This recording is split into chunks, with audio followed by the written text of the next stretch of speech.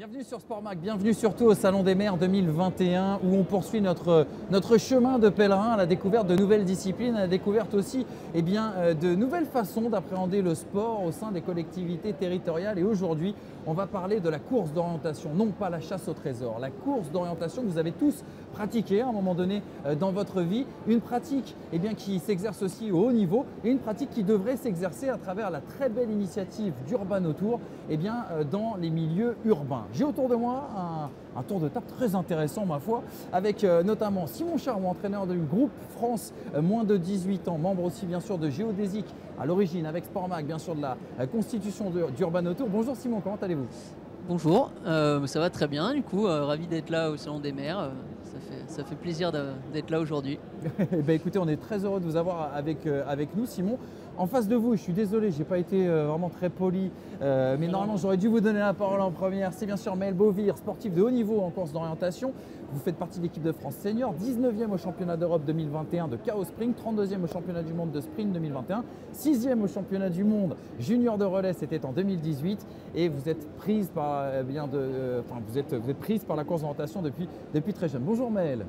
Bonjour, enchantée, ravie d'être là également. Et vous allez nous parler bien sûr du très très haut niveau, tout comme la personne qui vous accompagne, Pierre Martinez, représentant de Géodésique, associé avec Simon qu'on a présenté un petit peu plus tôt, organisateur d'Urbanotour et ancien sportif de haut niveau en course d'orientation. Bonjour Pierre. C'est ça, bonjour, merci de nous accueillir sur le plateau.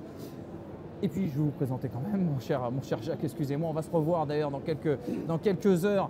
Jacques Vergne, président de Sport et Territoire, je le dis aussi mais c'est annexe, c'est pour vous le présenter, directeur de la jeunesse et des sports et de la citoyenneté au Conseil régional de Sud-Provence-Alpes-Côte d'Azur. Bonjour Jacques, merci d'être avec nous. Jacques, vous êtes le seul à ne pas pratiquer la course d'orientation, je dis une bêtise? Et oui, je suis le seul, mais comme vous le disiez en préambule, je l'ai aussi pratiqué notamment à l'armée. C'est vrai que voilà, c'est une activité qu'on pratique aussi à l'armée, donc ravi d'être là. Et puis bon, j'évoquerai aussi toutes les autres pratiques qu'on a dans le milieu urbain et de culture urbaine.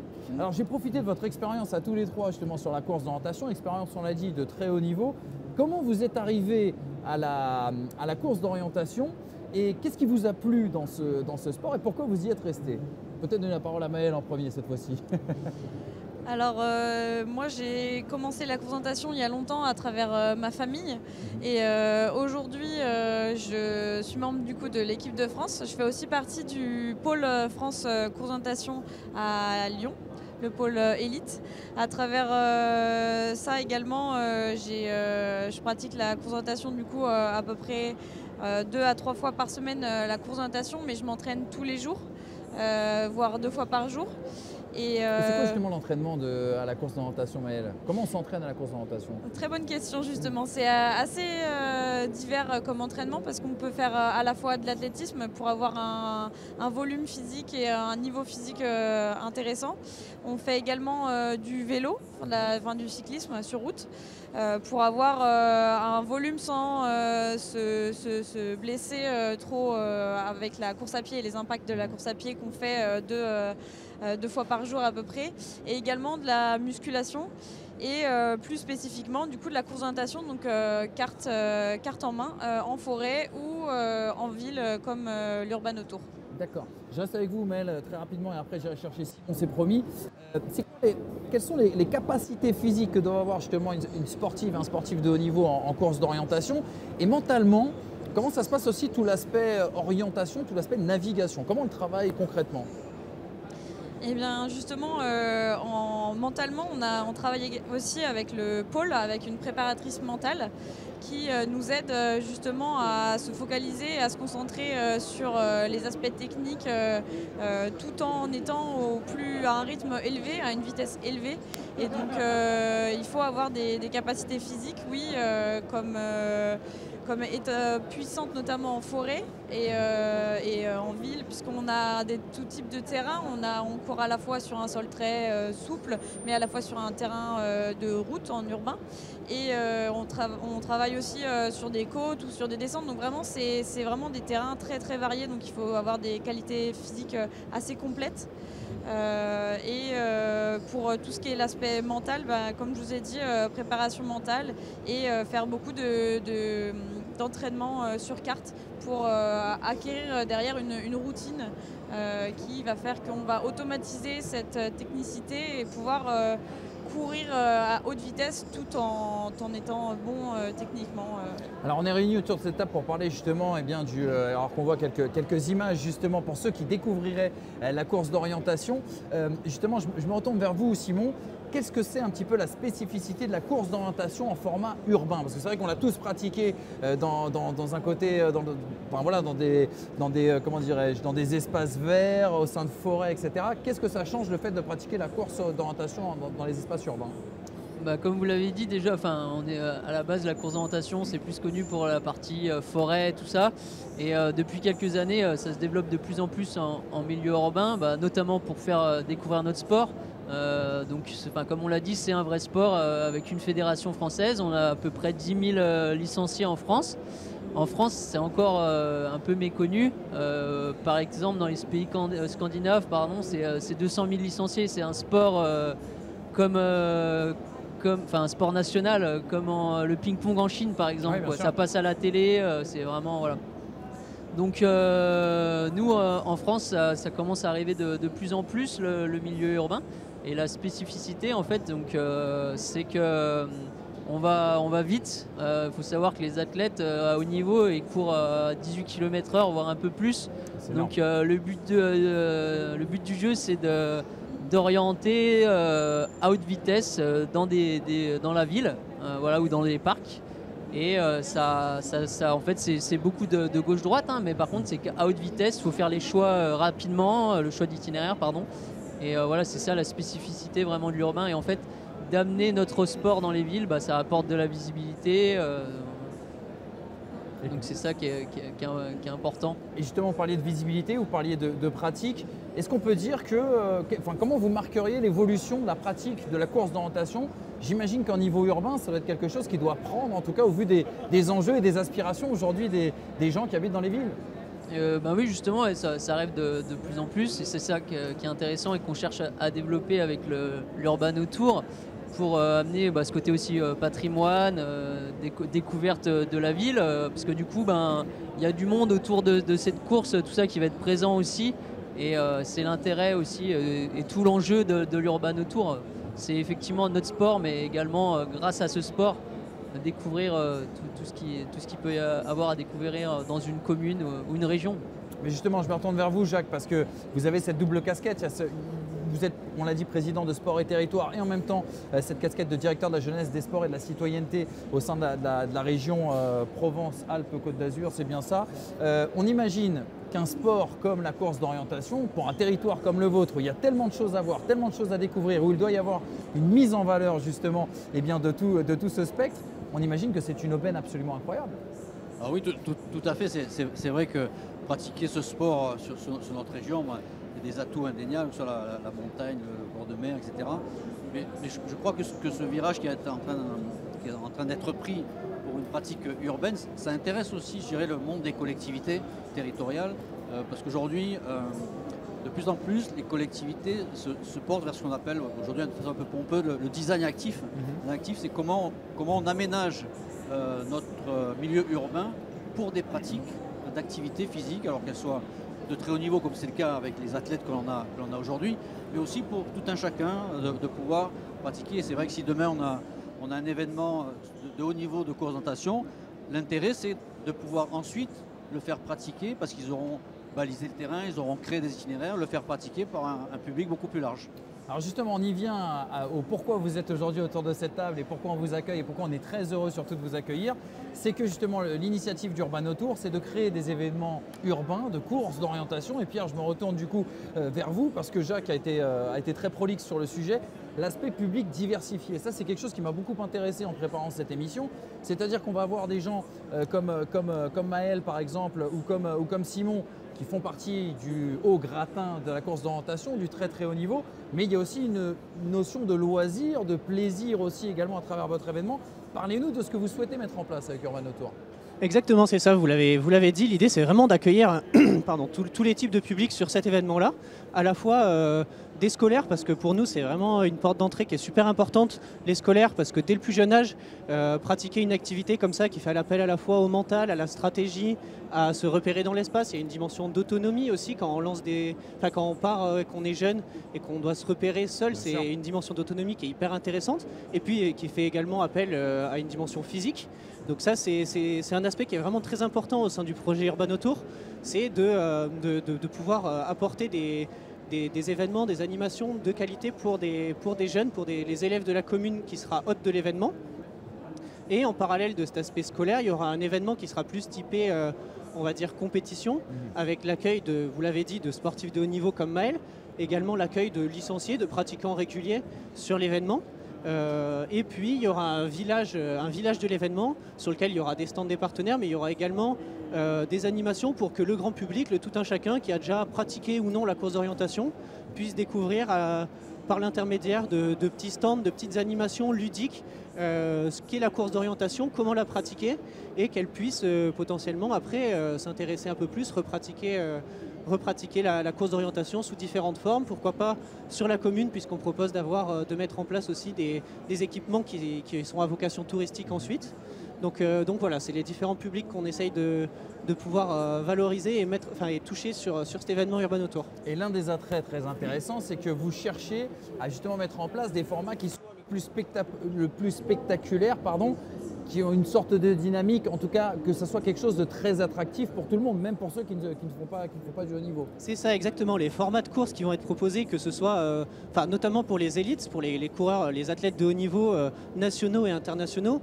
L'idée de cet événement, c'est que ce soit vraiment très spectaculaire, que ce soit des formats de course qui soient très courts, très dynamiques, notamment en reprenant des systèmes qui se font de plus en plus dans les sports outdoor, avec potentiellement des qualifications, des demi-finales, des phases finales, ou du coup qui sont médiatisés, qui vont passer sur la web TV de Sportmag et qui seront diffusés sur un écran géant dans l'aire d'arrivée. Donc où tous les spectateurs qui auront pu s'essayer à la course d'orientation sur le village de l'événement pourront aussi être spectateurs de cet événement-là, encourager les meilleurs sportifs français et internationaux qui s'affronteront sur cet événement-là.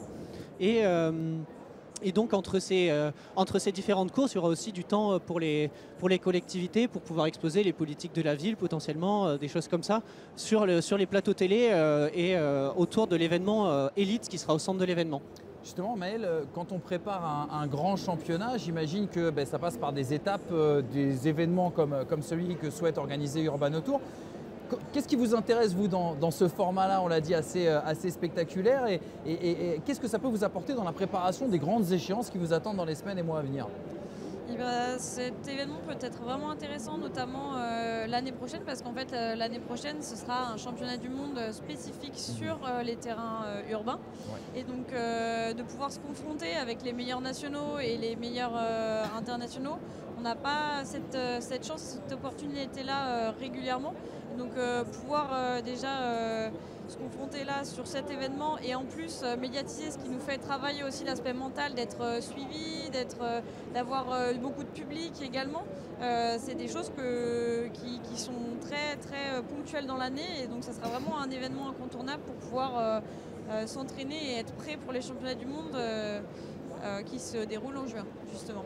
Justement, Simon, j'imagine que vous allez rejoindre Maël, c'est-à-dire que c'est important en France, vous l'avez dit, il y a un essor autour de la course d'orientation, de la course d'orientation urbaine plus particulièrement. C'est important qu'il y ait des grands événements français pour préparer nos sportifs, pour vous faciliter le travail d'entraîneur aussi. Oui, effectivement, c'est toujours bien de pouvoir avoir des courses comme ça, on dit à la maison, quoi, mais que ce soit sur le territoire français.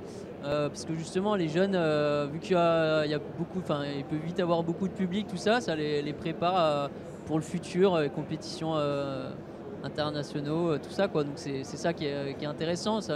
C'est un peu les faire rentrer un peu dans le monde des grands, parce que du coup nous c'est les plus jeunes, les moins de 18 ans, et donc ça pourrait leur permettre de découvrir un peu ce milieu-là justement via une compétition comme celle-ci, quoi. Alors justement là, on va peut-être se concentrer sur vous, Pierre, et sur vous, Jacques, parce que je pense que vous avez beaucoup de choses à vous dire pour mettre en place cet événement d'Urbanotour. Moi, il y a quelque chose qui est très intéressant, Pierre, là-dedans. Déjà, c'est un un événement que vous organisez donc avec Sportmax sur l'aspect médiatisation, mais sur lequel en fait c'est du clé en main ce que vous proposez vis-à-vis des communes, vis-à-vis des régions où vous souhaitez vous installer. Exactement, c'est ça l'idée. Nous, on a la solution technique, on s'occupe de la solution technique, de la solution sportive, de la médiatisation de l'événement. Et donc nous, concrètement, une commune qui est intéressée, on va venir sur place, réaliser la carte de cause d'orientation de la commune. On va conseiller la commune pour trouver la zone qui est la plus intéressante, la plus à même d'accueillir l'événement. Et donc on va réaliser la carte. Il faut savoir, une carte de cause d'orientation, c'est une carte qui est vraiment très très précise, très très détaillée, sur laquelle il y a vraiment tous les éléments qui sont marqués. Et comme pour compléter ce que disait Simon, ce qui va permettre aux coureurs, quand ils vont participer à l'événement, d'avoir toutes les informations nécessaires pour trouver les itinéraires les plus rapides.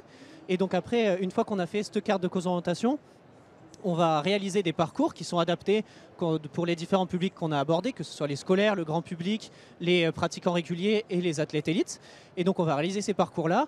Et après, le jour de l'événement, on va construire le village de l'événement, on va construire les zones de départ. Enfin, quand je dis construire, on va installer les zones de départ, d'arrivée, les zones, le plateau télé, etc. Donc nous, vraiment, l'idée, c'est d'avoir un événement qui est clé en main.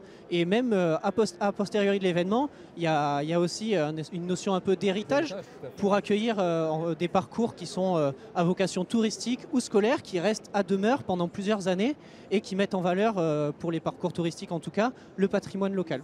Justement, Jacques, je me retourne vers vous parce que cette notion d'héritage, elle est quand même très importante pour nos territoires. Et au-delà de ça, il y a aussi des retombées économiques pour la région, la commune qui accueillerait cet événement Urban Tour.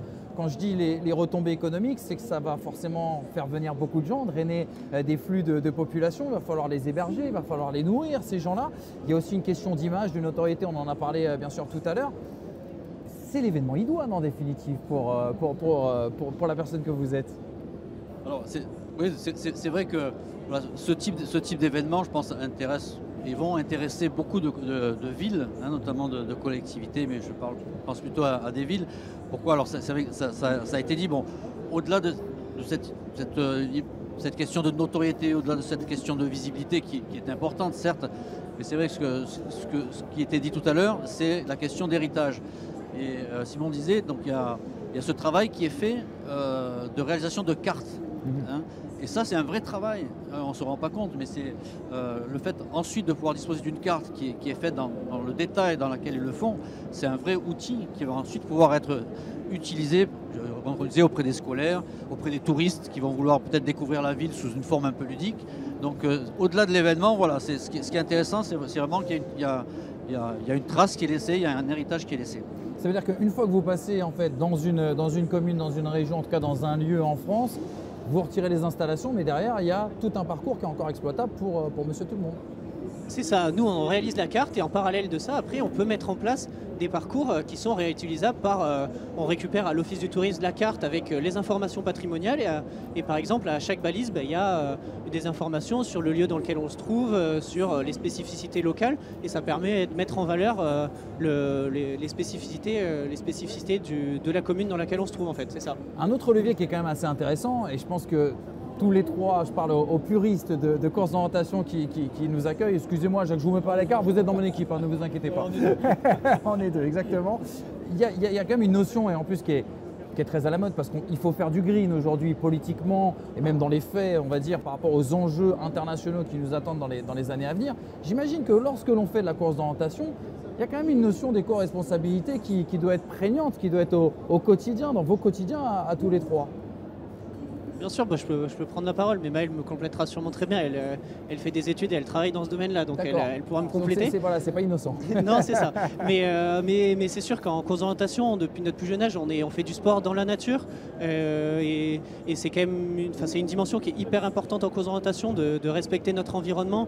Quand on organise des compétitions, en France, les plus grosses compétitions, elles accueillent 2 à 3 000 personnes.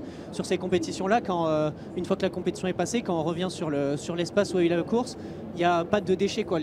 Tous les participants ont une notion éco-responsable et nous, c'est quelque chose qu'on veut aussi transmettre et proposer sur l'événement Urban Tour. Et puis, un des gros avantages aussi de cet événement-là, c'est qu'il n'y a pas d'installation à construire à proprement parler. Nous, tout le jeu de la course d'orientation, c'est justement de s'adapter au lieu dans lequel on se trouve et de jouer avec l'environnement de la commune, du lieu où on se trouve, pour arriver à s'amuser en fait et à trouver des parcours qui jouent avec l'environnement local. Justement, mais votre côté éco-responsable, il est né avant de faire de la course d'orientation, ou c'est en faisant de la course d'orientation que vous vous êtes dit tiens, il y a peut-être quelque chose à pousser justement en termes écolo Je pense que ces valeurs et cette passion pour la nature, je l'avais ancré en moi, je pense, mais ça s'est vraiment développé au fur et à mesure de mes années en course d'orientation.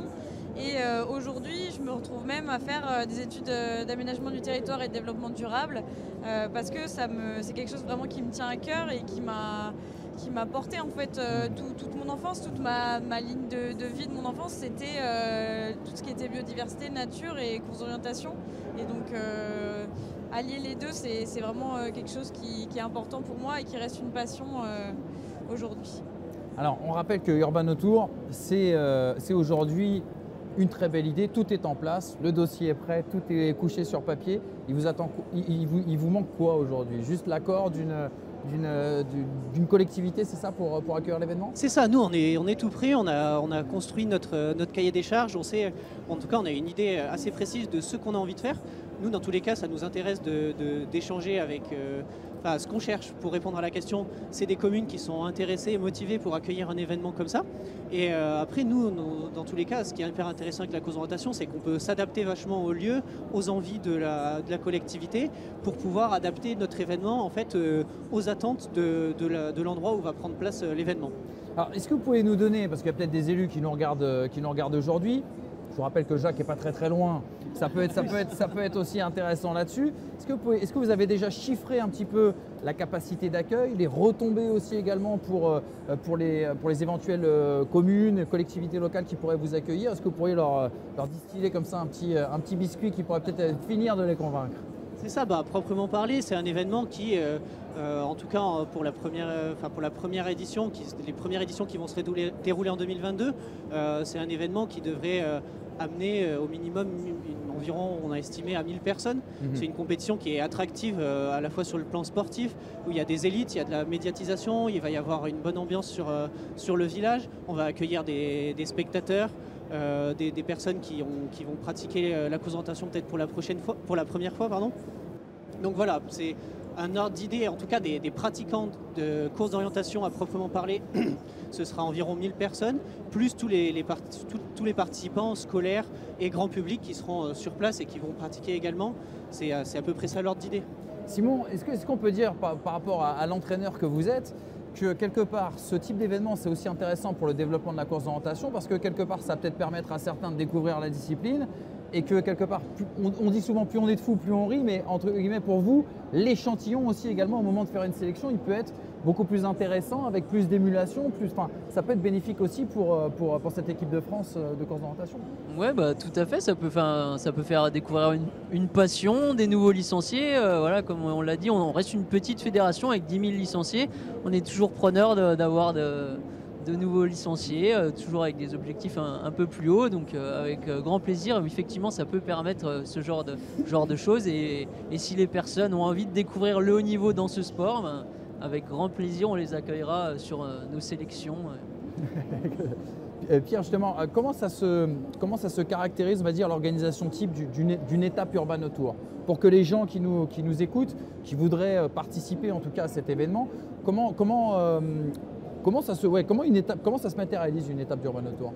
Alors une Urbanotour, en fait, ça prend la forme, pour l'instant, pour le programme un peu type qu'on a établi, ça prendrait la forme avec le vendredi, une journée dédiée aux scolaires, avec des professionnels de l'encadrement en course d'orientation qui seraient présents, qui animeraient des animations, qui proposeraient sous un aspect plutôt ludique de la course d'orientation aux scolaires de la commune.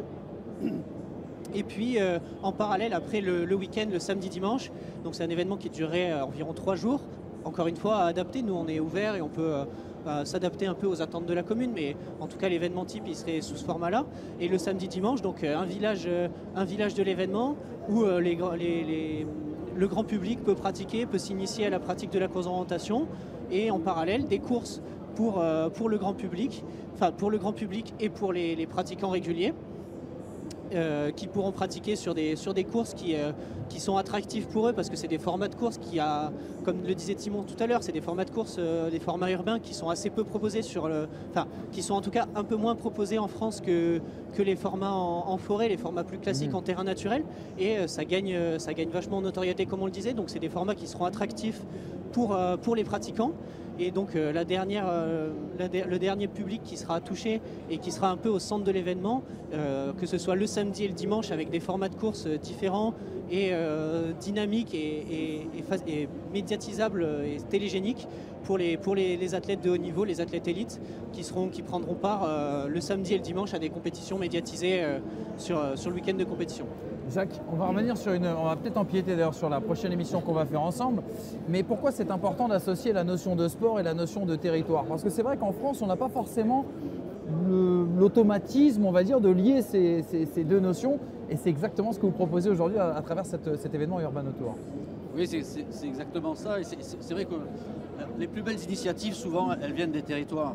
Elles viennent des territoires, c'est-à-dire que l'innovation, la recherche, voilà, les belles actions souvent viennent des territoires, et c'est qu'après qu'elles se généralisent sur un plan national. Je crois plutôt à ce sens-là dans la démarche que dans l'autre sens. Et moi je trouve, dans ce que j'entends aujourd'hui, que ce soit Pierre, Maël ou Simon, c'est vrai qu'ils pratiquent une discipline qui porte beaucoup de valeurs. Ils pratiquent une discipline, vous disiez, éco-responsable, donc voilà, soucieux de l'environnement, soucieux d'être en harmonie avec ça. Ils ont une discipline difficile sur le plan à la fois physique mais aussi de concentration. Quand vous faites, on disait, si on court à 18 km/h, je ne sais pas si vous vous rendez compte ce que c'est de courir à 18 km/h sur des longues distances. Moi, ça dure pas très longtemps. C'est un marathon en moins de 2 heures, c'est un marathon en moins de 2h30. Hein. C'est ça. Donc et d'être capable de se poser, réfléchir, chercher des balises, regarder une carte.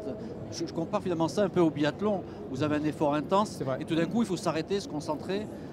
Voilà. Donc on est sur ces sports, voilà, qui ont des valeurs, et je crois qu'Urbano Tour a toutes ses chances s'il met vraiment en avant ces valeurs, presque plus que la visibilité finalement, parce que je pense que les collectivités, voilà, aiment ces sports qui portent des vraies valeurs.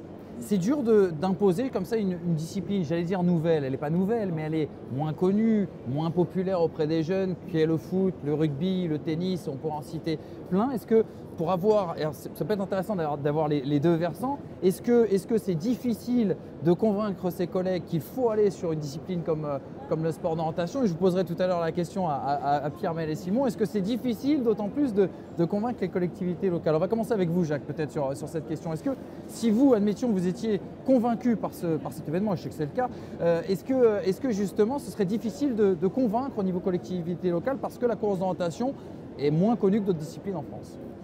Alors c'est vrai, je ne vous le cache pas, au départ c'est plutôt un handicap d'être un peu moins connu qu'une autre discipline. Mais après, encore une fois, je pense qu'en mettant en avant les valeurs, je pense qu'il y a des collectivités qui seront vraiment à l'écoute de ce type de projet. Et justement, l'éco-responsabilité, en plus, il n'y a pas d'argent dans ce sport. Hein. Quelquefois, les sports, il y a de l'argent, il y a quelques dérives qui ne sont pas forcément porteurs des vraies valeurs du sport. Donc on est là, voilà, sur une activité qui est saine, et encore une fois qui peut aussi laisser un héritage, hein, par le fait qu'ils vont faire un vrai travail, je dirais, de cartographe, hein, finalement, de cartographe qui va pouvoir être utilisé par la collectivité pendant des années derrière, pendant des années avec ses scolaires, avec ses clubs, ses associations. Justement, Pierre et Simon, les échanges que vous avez aujourd'hui avec les collectivités locales, les premiers retours, les premiers rendez-vous que vous avez faits, est-ce qu'on a tendance à vous faire confiance, ou est-ce que le fait, je déteste cette expression, mais je vais être obligé de la dire parce que c'est plus simple de la dire comme ça, le fait d'être un sport mineur fait qu'on a quelques réticences, ce genre de choses? Non, pas spécialement. Honnêtement, les communes, les collectivités qu'on rencontre, souvent c'est des communes qui sont déjà un minimum sensibilisées à la pratique de ce sport, ou en tout cas qui sont ouvertes et qui, comme le soulignait Jacques, sont intéressées par les valeurs de ce sport. Il faut savoir que c'est un sport qui est vachement, qui est très très familial, où il y a des valeurs de partage, de découverte qui sont vraiment très fortes. Et donc c'est des valeurs auxquelles les collectivités sont sensibles et qui souvent l'accueillent plutôt à bras ouverts, quoi, et qui ont envie de proposer ça sur leur territoire pour pouvoir faire découvrir leur territoire de cette manière-là, de manière ludique, de mettre en valeur leur territoire par le sport. Et donc souvent les rendez-vous qu'on a avec les communes, les collectivités se passent bien parce que justement on est un petit sport et elles comprennent vraiment l'intérêt que peut avoir cette activité-là sur leur territoire. Exactement. Alors, moi, je vais me concentrer maintenant sur les deux sportifs. Simon et Maël, c'est quoi si on a envie de suivre? Pour les gens qui seraient peut-être pris goût grâce à votre discours, grâce à ce que vous nous avez expliqué, à la course d'orientation, c'est quoi les gros événements qui vous attendent, vous le coach et vous la championne, dans les semaines et mois à venir? Alors les gros événements prochainement, là on rentre sur la période hivernale, donc beaucoup d'entraînement pour justement faire le volume qui va faire qu'on va pouvoir tenir et enchaîner les compétitions. Et donc le prochain événement c'est la Coupe du Monde en Suède, justement, qui est spécifique sur l'urbain. Et donc la Coupe du Monde ensuite pour nous sera c'est une sélection derrière pour les championnats du monde qui se déroulent fin juin au Danemark, spécifiquement sur l'urbain. Comment ça se passe, Simon? Il va y avoir une sélection. Comment vous suivez vos athlètes? Expliquez-nous un petit peu votre quotidien justement d'entraîneur national. Ouais, bah alors comme moi du coup je coach pas Maëlle, elle est un peu plus vieille maintenant, mais effectivement. Oui, c'est vrai, j'ai oublié de préciser, vous étiez avec les moins de 18. Sur les jeunes, effectivement. Là on vient il n'y a pas longtemps, donc il y a eu les championnats de France de sprint et du coup il y avait également des courses de détection pour constituer cette équipe de France jeunes. Donc là ça y est, ça vient d'être publié, on a nos 20 jeunes qui viennent d'être sélectionnés en équipe de France pour la saison qui arrive. Et en fait, nous, concrètement, on a 3 stages dans l'année. Donc là, le premier va être début décembre du côté de Sisteron. Après, on aura un deuxième du côté de Fontainebleau. Après, un 3e stage pendant l'été. Et en fait, nous, les jeunes, donc ils ont les compétitions fédérales au niveau français. Et après, ils auront un championnat d'Europe qui sera en Hongrie cette année, je crois, si je dis pas de bêtises. Et ces événements, on peut les retrouver par exemple sur le web. Il y a des... Alors, je sais qu'Urban Autour, ce sera sur Sport Mag et on en est d'ailleurs très content et très fiers. Toutes les compétitions internationales auxquelles vous participez, par exemple Maëlle, on peut vous suivre Exactement, on peut nous suivre déjà sur les réseaux sociaux de la fédération avec l'Instagram et le Facebook et également sur le site web de la FFCO et sur le site particulier de la Coupe du Monde et du Championnat du Monde. Mais pour le retrouver plus facilement, on a tout sur les réseaux de la Fédération française de course en natation. Ok, super. Eh bien, écoutez, merci à tous les 4. Je rappelle, Simon Charroux, entraîneur bien sûr du groupe France, moins de 18 ans, qui était avec nous. À ses côtés, Jacques Vergne, bien sûr, président de Sport et Territoire. On se retrouve très rapidement, mon cher Jacques. C'est la promesse, en tout cas, que je vous fais. Maël Beauvir, aussi également sportif de haut niveau en course d'orientation. Et puis Pierre Martinez, représentant géodésique, organisateur d'Urban Autour, aux côtés, bien évidemment, de Sport Mag. Merci à tous les 4 d'avoir été avec nous. Je vous souhaite de passer un bon salon. Et si vous voulez retrouver Pierre, on vous retrouve où, Pierre, du coup? Oui, c'est ça. Pour les communes, les éventuels élus qui ont pu nous écouter et qui sont intéressés pour pouvoir échanger sur Urban Autour, n'hésitez pas à venir sur le stand de Sport Mag. On est disponible pour parler de l'événement, vous expliquer un peu quelle tournure il pourrait prendre sur votre territoire et puis échanger de courses d'orientation si vous le souhaitez. Et bien voilà, vous savez ce qu'il vous reste à faire en tout cas les amis. Venez nous voir sur Sport Mag et venez surtout à la rencontre d'Urban Autour et de la course d'orientation, un sacré sujet. On aurait aimé avoir 1 heure de plus pour rentrer encore un peu plus dans le détail. Malheureusement, le temps est limité, mais venez poursuivre la discussion ici. Bonne journée à tous.